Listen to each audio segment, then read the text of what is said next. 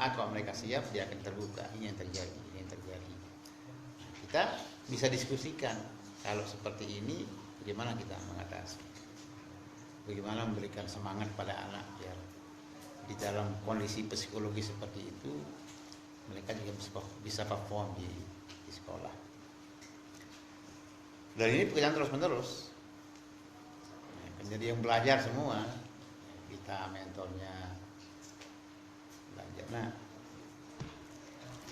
jadi mulai dari kejujuran, bagus, karena hampir semua yang lain itu memang nggak akan jalan kalau nggak jujur. Nah, nggak akan diketahui kalau setiap orang menutup apa yang mestinya dibuka. Dan jujur itu kapan dilakukan? Kan? Itu aktivitas berbahasa, jujur. Kalau kita diam saja, ya peluang untuk ketidakjujuran, peluang untuk bohong itu nggak ada. Diam kan? Jadi memang di dalam aktivitas berbahasalah sebenarnya nilai kejujuran itu. Nanti ya, kalau udah jujur kita kan ya, nggak suka pada si A, nggak suka pada B, ya kan? Apalagi nggak suka pada teman. Ada di dalam kan dua sisi. Namanya intentional state, keadaan jiwa yang isinya itu ada pikiran, emosi, perasaan, keinginan, dan niat untuk melakukan sesuatu. Itu di dalam batin kita ada. Lalu aktivitas berbahasa ini yang sama dengan yang 3-4 ini, match dia saling berhubungan. Nah, kiri kanan yang batin dan lahir ini, ekspresi bahasa dan batin ini diekspresikan waktu perjumpaan. Jadi kayak segitiga ya, dalam perjumpaan. Nah, kalau tadi jujur lalu mengekspresikan ketidaksukaan, kebencian, kekecewaan, ini nanti pembelajaran di dalam perjumpaan ini adalah bagaimana kita berpikir yang positif sehingga nggak lagi melihatnya hitam putih. Tadi nggak disukai itu gimana caranya? Berlatih agar yang negatif nggak suka itu menjadi positif. Nah, tapi yang negatif itu tidak akan muncul kalau nggak jujur, ya kan? Jadi di dalam paket ini memang semuanya akan terjawab problem yang akibat tadi yang tidak disukai macam-macam. Pada akhirnya nanti ada pembelajaran positivitas namanya. Pada dasarnya saya nggak suka, substantif enggak, ya kan? Bagaimana membangun pikiran agar kita mulai suka pada sesama. Ini pada akhirnya akan sampai pembelajaran ke itu inherent di dalam kegiatan berbahasa dan mengekspresikan perasaan. Nah, sekarang ini baru yang emosi, kejujuran, ya kan? Yang inti dari yang emotioning ya, perasaan itu kan sebenarnya intinya adalah kasih sayang yang melahirkan keberterimaan. Tapi dimulai dari sikap-sikap positif dulu, ya kan? Dari mengurangi kebencian, mengurangi apa dan seterusnya. Nah, tapi sebelum ini ada juga paket berpikir positif. Ini akan bisa memberikan pemahaman terhadap pengalaman yang nggak suka tadi. Karena kesukaan dan tidak suka itu kadang-kadang spontan datang kan pikiran kita. Nah, tapi kalau tahu kita negatif, ada ruang kita untuk mengatakan ini nggak boleh diekspresikan. Itu ada refleksi berpikir di sana. Bagaimana mengcounter pikiran yang sudah muncul negatif tadi. Ini proses psikologisnya. Lalu bagaimana ini diekspresikan di dalam berbahasa. Ada bahasa yang mengekspresikan kasih sayang, ada bahasa yang mengekspresikan kebencian, ya kan, permusuhan. Nah ini yang disiplin untuk mengekspresikan yang positifnya seperti apa. Itu di dalam berbahasa. Yang tidak bisa dihindari itu setiap kita dalam perjumpaan itu. Nah, saya ingin ini klarifikasi apa sih sebenarnya dimaksud dengan perjumpaan itu. Ada konsep pertemuan, ada perjumpaan. Nah, perjumpaan ini lebih luas dari sekedar pertemuan. Bertemu fisik itu pertemuan. Bisa nggak terjadi perjumpaan? Kalau dari Surabaya ke Jakarta, kebetulan saya duduk bersama orang, bisa nggak ngomong sampai Jakarta, tidur aja. Itu pertemuan namanya. Yang bertemu adalah fisik. Tapi belum perjumpaan. Nah, perjumpaan yang kita maksud di sini adalah konsep teknis, ya, teknis pembelajaran. Ya. Kalau ada niat mau datang ke pertemuan, ya kan, malam Kamis misalnya, itu ada pra perjumpaan, ada fase pra pertemuan, dalam pertemuan dan pasca pertemuan. Kesemuanya ini adalah perjumpaan, rangkaian perjumpaan. Nah, waktu pra pertemuan, sebelum masuk ya bertemu seperti ini, itu emosi kita udah berjalan kan, perasaan, emosi, niat, pikiran itu ada udah dalam diri kita. Itu bisa negatif, bisa positif, ya kan? Apa saja kumpul lagi, ya kan? Bosan saya. Bisa tuh muncul itu dalam pikiran otomatis tuh. Mengganggu agenda kita, misalnya kan. Nanti pulangnya nggak jelas jam berapa, besok ngantuk bangunnya. Ya kan? Itu sebelum datang ke sini bisa muncul perasaan-perasaan yang negatif. Jadi pembelajaran sadarnya adalah bagaimana melawan itu, membangun pikiran positif untuk membangun kesadaran bahwa ini kita dalam pembelajaran perjumpaan. Ya kan? Jadi akan ketemu dengan sesama subjek yang nilainya melampaui semua nilai objek yang ada, nilai perjumpaan itu. Jadi perasaan nggak suka itu waktu mau datang itu, entah karena di sana saya akan dicaci maki atau mendengarkan anak-anak, laporan anak-anak yang nggak suka pada saya, itu kan bisa membuat membuat kita berpikir yang negatif itu, menjauhkan diri dari atau malas berada dalam perjumpaan itu. Nah ini yang harus dilawan, pembelajarannya di sana. Mulai berpikir positif, lalu melihat perjumpaan itu adalah sesuatu yang nilainya tidak akan didapatkan dengan kalau tidak perjumpaan.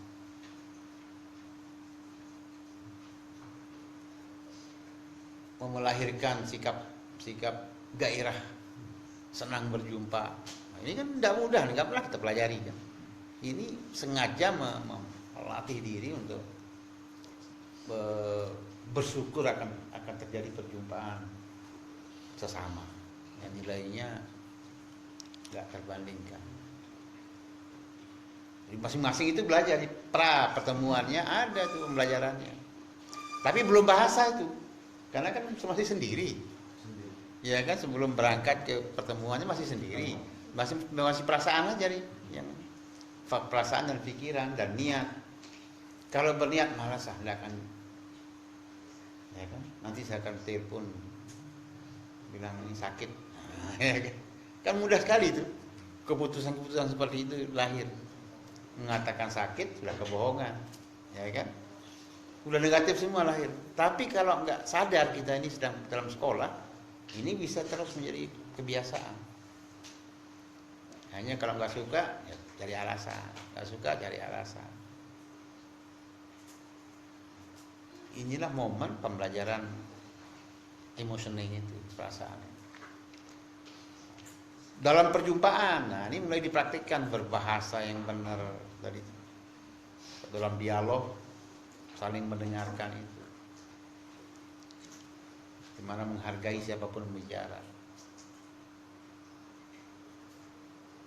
Tidak otomatis kita bisa dapat itu. Kalau enggak berada dalam proses pembelajaran itu. Mendengarkan aja kedengarannya sederhana mendengarkan. Kan? Fungsi ada yang bicara, yang lain mendengarkan. Waktu mendengarkan apa yang terjadi?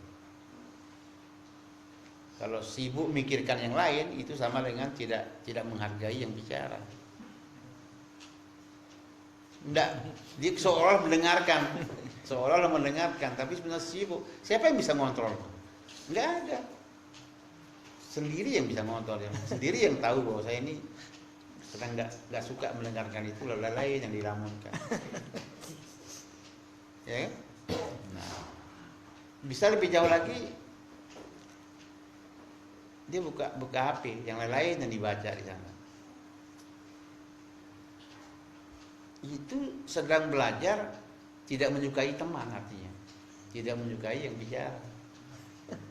Jadi dalam momen itu kita bukan sedang berlatih kebaikan, tapi sedang berlatih untuk berlatih membuat kejahatan. Iya kan? Jadi memang apa ya? Ini kayaknya kayak tasawuf ya, tapi memang harus begitu kan? Konkret, kita datang di sini sampai jam sekian, kok kenapa harus pikiran kita nggak aneh-aneh? Kan? Jadi memang karena nggak ada yang lihat, lalu kita merasa seolah-olah nggak akan diketahui paling tidak oleh kita sendiri tahu itu kan. Tapi kalau ini kumulatif, maka kita akan pilih-pilih orang yang kita dengarkan. Padahal keadilan mengatakan semua orang harus didengarkan. Itu baru mendengarkan. Ada yang tadi bagus tadi, jangan bicara sampai selesai pembicaraan, sekalipun bagaimana sakitnya. Itu cara yang efektif untuk melatih kesabaran, mengakrabi kritik, terbuka terhadap apa yang dikatakan orang kepada kita. Kalau selama ini tersinggung kita, ya kan? Setiap kita orang yang nggak baik dengan kita tersinggung, bahkan bisa agresif, ngomong balik yang menyakitkan dan seterusnya. Ini sekolah ini mengajarkan dengar dulu. Nggak akan dapat pelajaran di mana-mana itu kayak gitu. Dengar. Itu hak yang bicara untuk didengar. Masalah mana yang benar sesuai dengan diri nanti dikomunikasikan supaya ketemu antara apa yang dipersepsikan orang dengan apa yang kita ketahui, sehingga ketemu pemahaman yang lebih tinggi dari masing-masing. Sibuk nyusun jawaban, ya belum selesai kita dengarkan, belum sampai, kita sudah sibuk menyusun argumen untuk mengkonter itu juga tidak menghargai, sedang tidak menghargai pembicara, sedang melatih diri untuk tidak mendengarkan nantinya. Jadi mendengarkan itu adalah pintu pertama untuk bisa membangun respect, kalau benar cara mendengarkan dan seterusnya. Nah, belum ada kultur mendengarkan di bangsa kita. karena belum ada pembelajaran serius seperti itu. Bayangkan kalau nggak kita ngomong tentang perjumpaan dalam rangka mendengarkan, mungkin udah macam-macam pikir, ya kan? Kalau di Barat saya nggak tahu gimana terjadi dulu. Lebih dianggap lebih sopan kita sambil makan roti tapi mendengarkan daripada bilang pinjam pulpen. Ngomong pinjam pulpen itu aib, apalagi bercerita, apalagi gosip, ya kan? Sementara orang bicara ini baru puluhan, sekelas itu masih susah tuh menetapkan. Saya di kuliah itu 20 orang paling banyak. Waduh. Ya kan, harus sering ingatkan itu. Apalagi udah yang presentasi temannya. Baru dia mulai berdiri, rame bicara. Ya bayangkan kalau 100 pendengarnya, kalau 1000.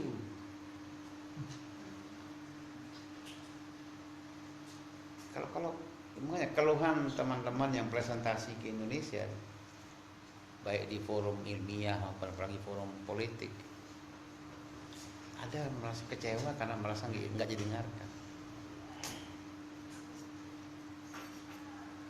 Jadi harus ini mic ini keras sekali sampai mereka terganggu kalau ngomong. Gitu. Tapi baru normal itu kalau sepi. Oleh karenanya sebagai pendengar yang berhasil itu sebenarnya yang paling banyak belajar. Paling banyak belajar. Pintu masuk belajar selain membaca pakai mata, mendengarkan. Tapi kalau membaca enggak, mendengarkan enggak, ya kan? Terus nggak tahu apa yang penting sekali dibicarakan saat orang sedang bicara itu. Apa nggak bisa ditunda nanti? Jadi itu disiplin yang juga menjadi bagian dari pelajaran, bagian dari asertif namanya. Asertif itu adalah ketika pembicara sedang menyatakan, mengklaim tentang kebenaran, lalu dia memberikan argumentasi dengan kenapa itu benar. Nah, dan masing-masing kita itu harus orientasinya juga kebenaran. Kalau nanti pada akhirnya apa yang didengar itu kurang kuat kebenarannya, dia harus demi kebenaran berbicara tentang yang lebih benar. Gitu, sehingga terjadi di kami sedang siapkan untuk yang ini kan ada 4 tipe nih bahasan.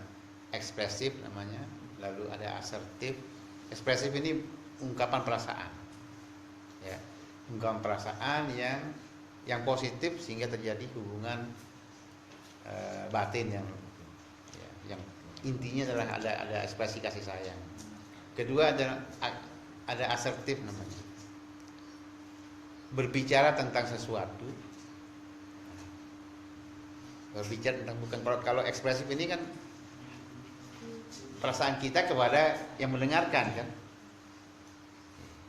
saya suka padamu, nah, kira-kira gitu kan. Ada ekspresi langsung nih.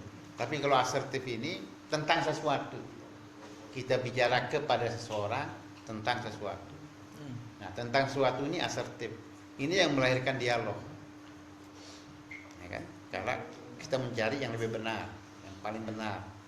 Lalu terjadi ada yang bicara, lalu diolah, jadi lagi respon balik dan seterusnya.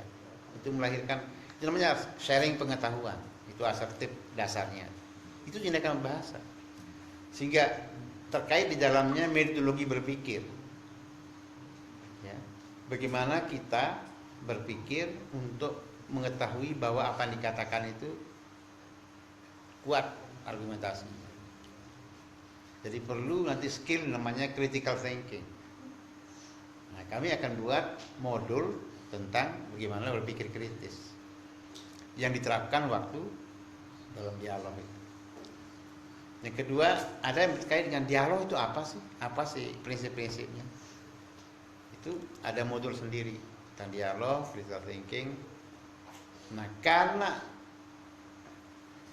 dialog ini yang kita bicarakan ini terkait dengan hubungan kemanusiaan, ini beda dengan kita bicara kebenaran agama. Itu lain lagi dialognya, lain lagi metode untuk kebenaran yang didapatkan, lain lagi. Kalau ini pengalaman sehari-hari, kehidupan sehari-hari, hubungan intersubjektif, ya, dikatakan benar yang seperti apa, ini kan terbuka untuk diuji bersama. Nah, itu ada prinsip dialognya. Itu perlu satu modul sendiri.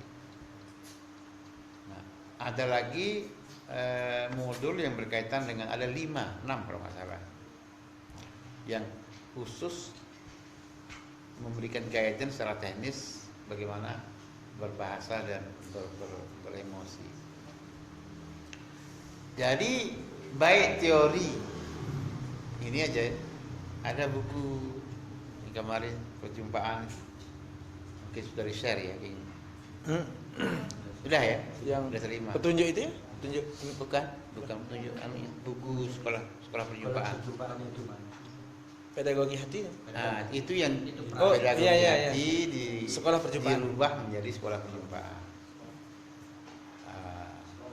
Itu pun itu belum terbit, sudah soalnya edisi kedua sudah muncul. Perkembangan konsepnya sudah lebih detail. Tapi kalau menunggu perbaikan yang ini bisa nggak jadi terbit yang itu, jadi sambil jalan penyempurnaan. Dan ini semua tidak bisa dihindari. Nah, yang paling apa ya? Bukan paling ya. Yang terkait dengan